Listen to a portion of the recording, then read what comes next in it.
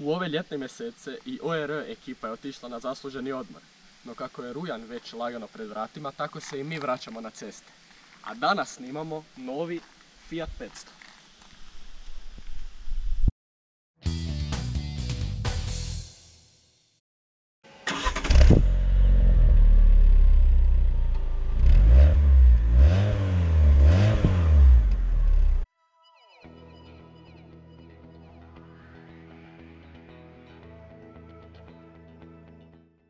Ovo je Special Edition kolecione oprema, kojih je za Hrvatsku napravljeno svega 4 komada.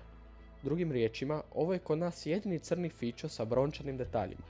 Dolaze s dva motora, 0,9 litranim sa 85 konja,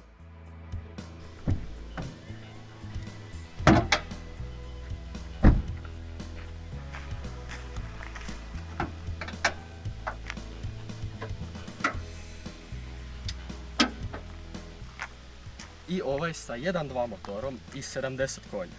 Pokazao se puno pouzdaniji i ekonomičniji od ovog sa 0.9, M zato što ima dosta veći obujam i zato što ima 4 cilindra, pa je u vožnji jako ugodniji i nježniji.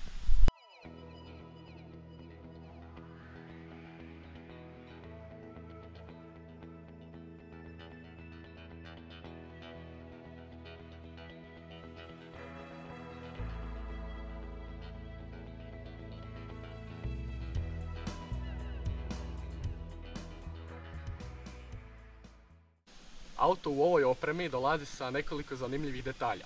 Naprimjer, uz crnu metalik boju imamo i ovu brončanu crtu, koja je kolecione boja, koja ide skroz oko auta, 16 cola alu felge, koje u normalnoj, standardnoj opremi dolaze srebrne, ove tu su crne sa ovim brončanim detaljima, park senzore samo stražnje, električne retrovizore, panoramski krov i ajde sad dođi malo naprijed. Nisu ksenon svjetla, ali su halogenke sa lećom i LED dnevna svjetla te maglenke. Uz to još imamo senzore za svjetla i za brisače.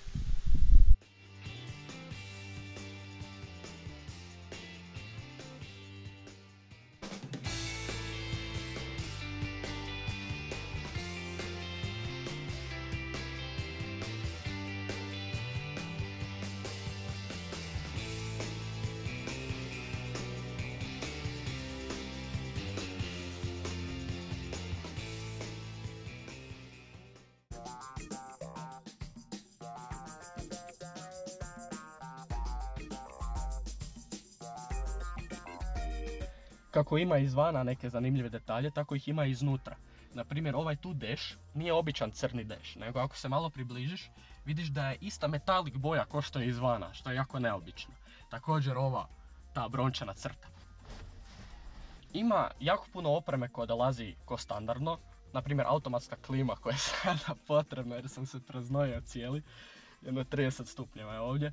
Znači, automatska klima, komande na volanu, kao što sam već rekao, senzori za kišu i za svjetlo, električni retrovizori i 7-inčni touchscreen koji inače dolazi u 5 inča, no ovdje je standardni 7, koji kada se pokrene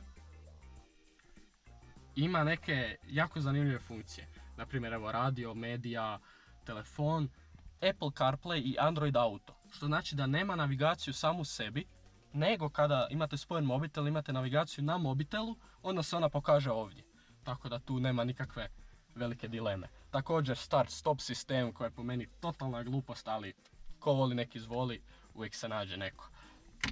Glove box je stvarno jako velik, svašta se može unutra staviti. I što je najbitnije, šiber koji kada je ovako lijepo sunčano nema ništa ljepše. To je to. Žbonka se.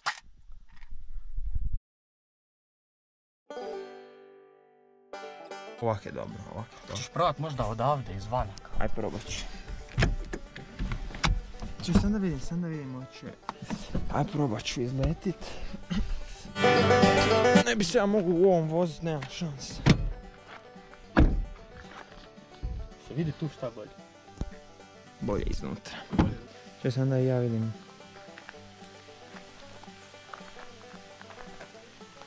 Možda bolje da ne poliš. Misliš? Jer će se čuti korak. A dajmo ovak.